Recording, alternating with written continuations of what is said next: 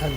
सो बेटा, आज का हमारा टॉपिक है मैग्नेटिक डाइपोल मोमेंट। ठीक है। तो फर्स्ट चैप्टर में आपने इलेक्ट्रिक डाइपोल मोमेंट पढ़ा था।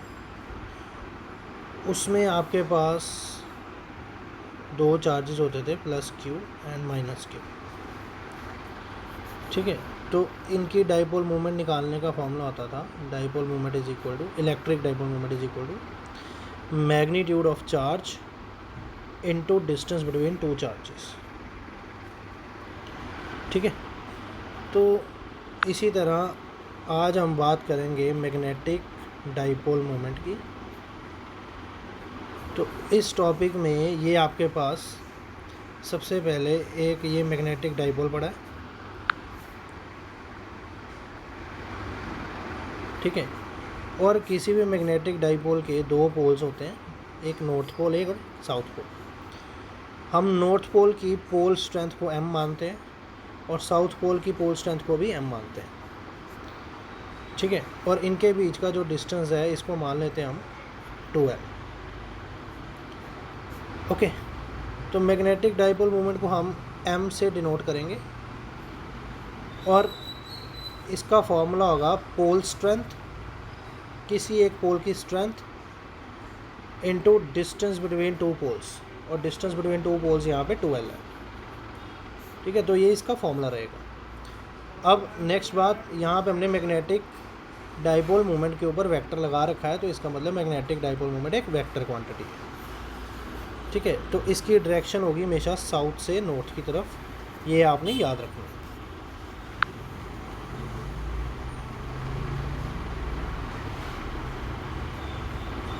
ओके। तो अब हम इसकी डेफिनेशन देख लेते हैं। तो यहाँ पे लिखा हुआ है, it is defined as product of pole strength and distance between two poles, और इसका फॉर्मूला है m इंटू 2l।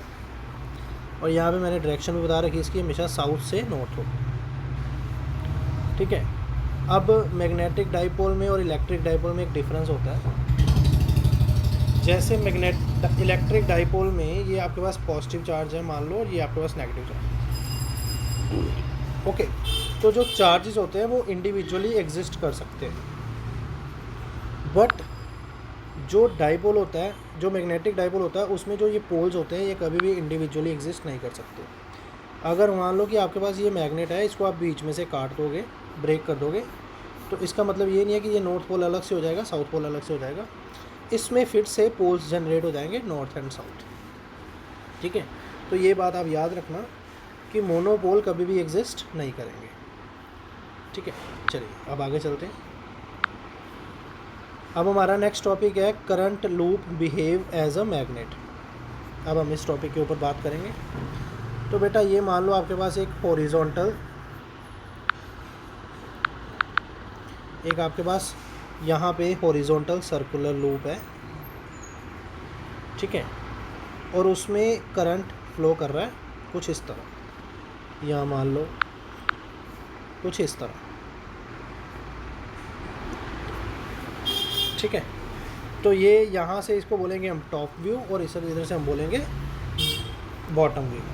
तो बेटा जब आप टॉप से इस लूप को देखोगे तो आपको ये करंट जो है ये क्लॉकवाइज लगेगा। ठीक है। मैं टॉप से बात कर रहा हूँ। अगर मान लो भी यहाँ पे एक बंदा खड़ा होके इसको देख रहा है, तो इसको ये टॉप व्यू लगेगा। तो यहाँ से टॉप व्यू से करंट नज़र आ रहा है क्लॉकवाइज, और बॉटम से करंट नज़र आ रहा है एंटी क्लॉकवाइज। ठीक है। तो जब, चलो मैं एक बार आपको वर्टिकल लूप भी बना के दिखा देता हूँ। ये मान लो कि एक क्लॉकवाइज लूप है, इसमें से करंट फ्लो कर रहा है। ठीक है, क्लॉकवाइज। तो बेटा अब आप अपने फिंगर्स को कर्ल करोगे इन the direction of current, sorry हाँ, तो फिंगर्स को आप कर्ल करोगे इन द डायरेक्शन ऑफ करंट, तो आपको ये मैग्नेटिक फील्ड अंदर की तरफ जाती हुई नज़र आएंगी। ठीक है, अंदर की तरफ जाती हुई नज़र आएंगी। ओके। तो इसका क्या मतलब है? इसका मतलब है कि जब मैग्नेटिक फील्ड, देखो ये बार मैग्नेट है, और बार मैग्नेट की प्रॉपर्टी होती है कि मैग्नेटिक फील्ड हमेशा नॉर्थ से निकलती है और साउथ से अंदर की तरफ जाती है, ठीक है, नॉर्थ से निकलती है और साउथ से अंदर की तरफ जाती है। तो बेटा यहाँ पे तुम देखो कि जो हमने ये हॉरिजॉन्टल लूप बनाई है, तो तुम ऊपर से देख रहे हो तो तुम्हें ये करंट क्लॉकवाइज नज़र आ रहा है। क्लॉकवाइज नज़र आ रहा है तो मतलब मैग्नेटिक फील्ड अंदर की तरफ जाएंगी, ठीक है। अंदर की तरफ जाएंगी तो मतलब ऊपर तुम्हें दिखाई देगा साउथ पोल और नीचे तुम्हें दिखाई देगा नॉर्थ पोल, ठीक है। तो मैं दोबारा से रिपीट कर रहा हूँ, ये आपके पास एक लूप है, इसमें से करंट पास कर रहा है आई। जब इसमें से करंट पास कर रहा है तो ऊपर से आप देखोगे तो आपको क्लॉकवाइज करंट नज़र आएगा, ठीक है। तो अगर क्लॉकवाइज करंट नज़र आ रहा है तो आप क्या करो, अपनी कर्लिंग ऑफ फिंगर करो जिधर करंट जा रहा है। तो बेटा आपका थंब जो है वो डाउनवर्ड डायरेक्शन में पॉइंट आउट करेगा, तो इसका मतलब है कि मैग्नेटिक फील्ड अंदर की तरफ जा रही है। तो बेटा अगर मैग्नेटिक फील्ड अंदर की तरफ जा रही है यहाँ से, तो इसका मतलब ये साउथ पोल है, और नीचे से बाहर की तरफ आएंगी तो ये मतलब तुम्हारा नॉर्थ पोल है, ठीक है। तो अब बेटा हमने बोला कि जो एक लूप है जिसमें से करंट फ्लो कर रहा है, तो वो मैग्नेटिक फील्ड तो बनाएगी, बट मैग्नेटिक फील्ड तो बना रही है और साथ में ही उसके आपको ये एक डाइपोल की तरह बिहेव करके दिखा रहा है, ठीक है। आई होप आपको समझ आ गया होगा। और अब ये जो करंट कैरिंग लूप होती है, इसका मैग्नेटिक डाइपोल मूवमेंट जो है उसका फॉर्मूला होता है आई इंटू ए। तो मैग्नेटिक डाइपोल मूवमेंट करंट के ऊपर डिपेंड करती है और area of cross section of the wire के ऊपर डिपेंड करती है, ठीक है। अभी अब मैंने आपको बताया कि ये ऊपर साउथ पोल होगा और नीचे नॉर्थ पोल होगा, तो मैग्नेटिक मूवमेंट की डायरेक्शन होगी साउथ टू नॉर्थ, ठीक है। ओके, चलिए अब हम आगे चलते हैं, हम थोड़ा सा आगे बढ़ते हैं इसको, ठीक है। तो अब बेटा हमने ये एक एटम ले लिया है, मान लो ये आपके पास हाइड्रोजन एटम है, ओके। तो हाइड्रोजन एटम है तो सेंटर में इसका न्यूक्लियस है और बाहर इसका इलेक्ट्रॉन रिवॉल्व कर रहा है। तो जब इसमें चार्ज पार्टिकल रिवॉल्व करेंगे तो चार्ज पार्टिकल के रिवॉल्व करने के कारण इसमें करंट प्रोड्यूस होगा। तो जब करंट फ्लो कर रहा है तो उसके कारण मैग्नेटिक फील्ड बनेगी, ठीक है। तो चलिए पहले जब चार्ज मूव कर रहा है तो इसमें करंट बनेगा, तो करंट का फॉर्मूला होगा चार्ज अपॉन टाइम, और यहाँ पे इलेक्ट्रॉन फ्लो कर रहा है तो इलेक्ट्रॉन के लिए चार्ज आ जाएगा ई अपॉन टी, ठीक है। टी है टाइम पीरियड। अब हम बात करते हैं कि ये टाइम पीरियड, तो इस इलेक्ट्रॉन को एक पूरा रेवोल्यूशन कंप्लीट करने में जो टाइम लग रहा है उसको हम बोलते हैं टाइम पीरियड, ठीक है। तो टाइम पीरियड को कैलकुलेट करने का फॉर्मूला होता है डिस्टेंस अपॉन स्पीड। जब ये पार्टिकल एक पूरा चक्कर घूम रहा है तो इसका डिस्टेंस होगा 2πr और इसकी स्पीड हमने मान ली v। अब इस वैल्यू को हम इस टाइम की जगह पे पुट कर देंगे, तो यहाँ पे आएगा e डिवाइडेड बाई 2πr/v। अब v को बेटा ऊपर ले जाओगे तो ये बन जाएगा ev/2πr, ओके, ठीक है।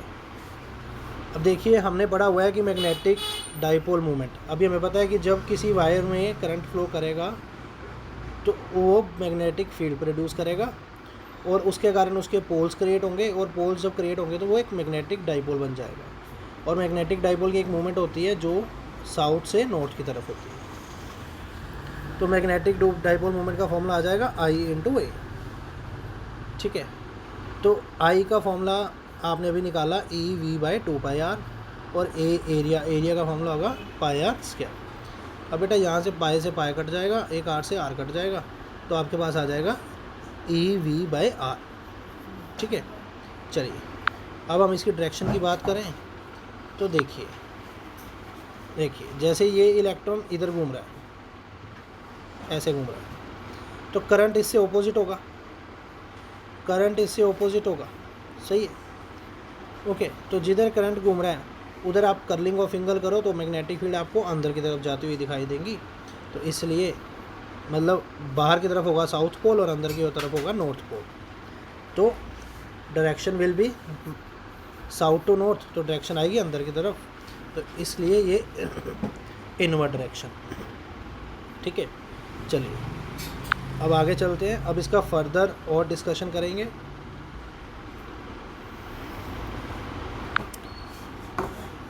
ठीक है, अब बेटा इसी टॉपिक में हमारे एक और फर्दर टॉपिक है कि जब एक पार्टिकल सर्कल में घूमता है तो उसके साथ एसोसिएटेड होता है एंगुलर मोमेंटम। एंगुलर मोमेंटम को हम डिनोट करते हैं एल से, और एल का फॉर्मूला होता है एम वी आर। एम होता है mass of particle, V is velocity of particle and R is radius. ठीक है, ओके। और अब हम इस टर्म को और इस टर्म को अगर डिवाइड कर देंगे तो हम आपके पास आ जाएगा M by L is equal to E V R by 2 और एम वी आर। और यहाँ से बेटा वी आर से वी आर कट हो जाएगा तो आ जाएगा ई बाई 2 एम। चलिए ठीक है, अब इसी टॉपिक के अंदर हम थोड़ा बोहर का डिस्कशन भी करेंगे। ठीक है, और बोहर का एक हमने +1 में पोस्टुलेट पढ़ रखा है क्लास 11th में। According to Bohr, angular momentum of an electron is an integral multiple of h by 2 pi. ठीक है, ये रिजल्ट है, angular momentum of an electron is an integral multiple of h by 2 pi. इसका मतलब होता है कि जो एंगुलर मोमेंटम होता है इलेक्ट्रॉन का, उसकी वैल्यूज़ क्वांटाइज्ड होती है। क्वांटाइज्ड का मतलब उसकी फिक्स वैल्यूज़ होती हैं, कोई भी आर्बिटरी वैल्यू नहीं होती। ठीक है, चलिए अब हम एंगुलर मोमेंटम को नोट करते हैं एल से। एल कितना आ जाएगा, एन एच बाई 2 पाई। ठीक है, अब आपने पढ़ रखा था M by L is equal to E by 2 M. आप क्या करो, आप इस एल को इधर ले जाओ तो ई बाई 2 एम इंटू एल आ जाएगा, और एल का वैल्यू है एन एच बाई 2 पाई। यहाँ पे फिल कर दो तो ये मैग्नेटिक मोमेंट का वैल्यू आ गया एन ई एच बाई 4 पाई है। ठीक है, तो हमने इस टॉपिक में पढ़ा क्या, हमने इस टॉपिक में ये पढ़ा कि जब एक इलेक्ट्रॉन ऑर्बिट में रिवॉल्व कर रहा है तो उसके कारण वो करंट बना रहा है। करंट बनने के कारण वो मैग्नेटिक फील्ड प्रोड्यूस कर रहा है, और उस मैग्नेटिक फील्ड के कारण ये एक मैग्नेटिक डाइपोल मोमेंट बना रहा है। और उस मैग्नेटिक डाइपोल को मोमेंट का फॉर्मूला है N E H by 4 pi M. और यहाँ पे जो एन है वो नंबर ऑफ ऑर्बिट को या नंबर ऑफ शेल को रिप्रेजेंट कर रहा है। ठीक है, चलिए अब आगे देखते हैं। अब अगर हम n की वैल्यू को 1 फिल कर दें तो n की वैल्यू 1 फिल करने पे आपके पास आएगा E H by 4 pi M. अब ये बेटा सारी की सारी वैल्यूज़ कांस्टेंट है। ई होता है चार्ज ऑन इलेक्ट्रॉन, उसका वैल्यू यहाँ पे लिखा हुआ है, एच प्लैंक्स कांस्टेंट उसका वैल्यू भी लिखा है, एम मास ऑफ इलेक्ट्रॉन उसका वैल्यू भी लिखा है। और इस ई एच बाई 2 एम ये मिनिमम वैल्यू होती है मैग्नेटिक मोमेंट की, और इसको हम बोलते हैं बोहर मैग्नेटॉन। ठीक है, इसको हम बोलते हैं बोहर मैग्नेटॉन। ठीक है जी, चलिए तो इस टॉपिक के ऊपर बात हो गई। अब हम अपना नेक्स्ट टॉपिक देखते हैं। ठीक है, चलिए अब हमारा नेक्स्ट टॉपिक है talk on a bar magnet in magnetic field. ठीक है, तो आप बेटा यहाँ पे देख पा रहे हो कि आपके पास ये एक मैग्नेट है, इसको आपने एक मैग्नेटिक फील्ड के अंदर रखा हुआ है। इधर नॉर्थ पोल है, इधर साउथ पोल है। मैग्नेटिक फील्ड आएगी नॉर्थ से साउथ की तरफ। ठीक है, अच्छा अब ये बेटा मान लो आपके पास एक मैग्नेट है, मैं यहाँ पे रफली बना रहा हूँ, ये नॉर्थ पोल है और ये साउथ पोल है। ठीक है, और मैग्नेटिक फील्ड इधर नॉर्थ से साउथ की तरफ आ रही, इधर की तरफ। तो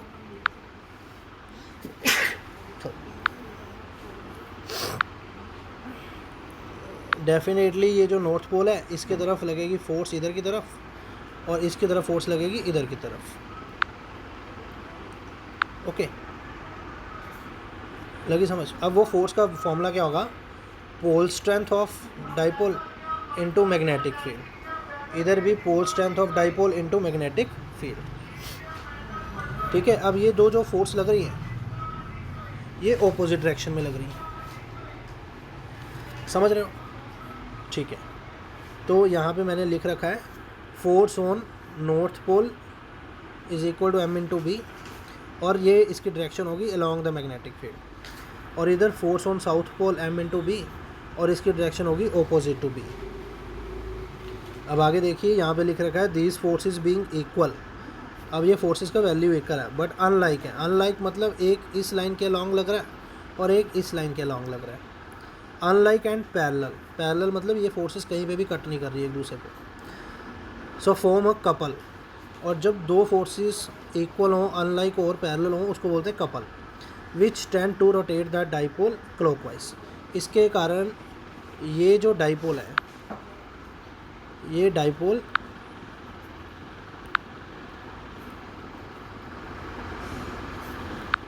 इस डायरेक्शन में रोटेट करेगा, मतलब in the direction of magnetic field आ जाएगा ऐसे। ओके ठीक है, तो rotate the dipole so as to align along the B. ठीक है, तो जब बेटा ये टू पेयर ऑफ फोर्सेस लग रहे हों along the two different directions, इसको हम कपल भी बोलते हैं और इसको टॉर्क भी बोलते हैं। ठीक है, अब हम इसी टॉर्क की वैल्यू को कैलकुलेट करेंगे। ठीक है, तो उसको कैलकुलेट करने के लिए हमने क्या किया, मैंने बाहर अलग से बना दिया ये, मैं यहाँ पे एक बार और ड्रॉ कर देता हूँ। तो ये आपके पास एक डाइपोल है, ये नॉर्थ पोल है, ये साउथ पोल है, और इसका डाइपोल मोमेंट किधर आएगा, नॉर्थ से साउथ की तरफ। ठीक है, और यहाँ पे बन रही थी मैग्नेटिक फील्ड, और मैग्नेटिक फील्ड के साथ इसका एंगल बन रहा है थीटा, और एक फोर्स लग रही बेटा ये, और एक फोर्स लग रही है इधर की तरफ। ठीक है, मैं क्या करता हूँ, इस फोर्स से एक लाइन नीचे की तरफ परपेंडिकुलर ड्रॉ करता हूँ और इसको पीछे की तरफ प्रोड्यूस करता हूँ। अगर ये एंगल थीटा है तो ये भी एंगल थीटा होगा। इस पॉइंट को हम मान लेते हैं ए। ठीक है, अब हमें ये टॉर्क का फॉर्मूला आता है force into perpendicular distance between two forces. अब बेटा ये वाला जो डिस्टेंस है ये आपका एक परपेंडिकुलर डिस्टेंस है, और यही आपको कैलकुलेट करना है, और ये लेंथ है 2L। ठीक है, इस परपेंडिकुलर डिस्टेंस को कैलकुलेट करने के लिए हम फॉर्मूला लगाएंगे, ट्रायंगल लेंगे, ये वाली ट्रायंगल ले लेंगे एन एस और ए, और इसमें हम निकालेंगे साइन थीटा। ठीक है, तो साइन थीटा का फॉर्मूला होगा परपेंडिकुलर बाय हाइपोटेन्यूज। परपेंडिकुलर है एन ए और हाइपोटेन्यूज है N S. Okay, N A over N S. तो यहाँ से रीअरेंज करने पे आपके पास एन ए का वैल्यू आएगा एन एस साइन थीटा, और एन एस का वैल्यू है 2L। तो यहाँ पे हमने वैल्यू फिल कर दिया 2L साइन थीटा। ओके, चलिए अब आगे देखते हैं। तो बेटा अब हम इसको वैल्यूज़ को इसमें फिल कर देंगे। टॉर्क का फॉर्मूला क्या था, force into perpendicular distance. Force का वैल्यू है mb और एन ए का है 2L साइन थीटा। ठीक है, और m into 2L, m into 2L होता है मैग्नेटिक डाइपोल मोमेंट।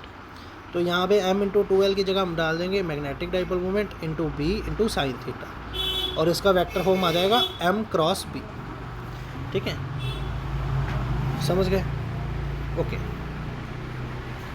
ठीक है, तो बेटा आज के लिए इतना डिस्कशन है, बाकी का हम नेक्स्ट वीडियो में करेंगे।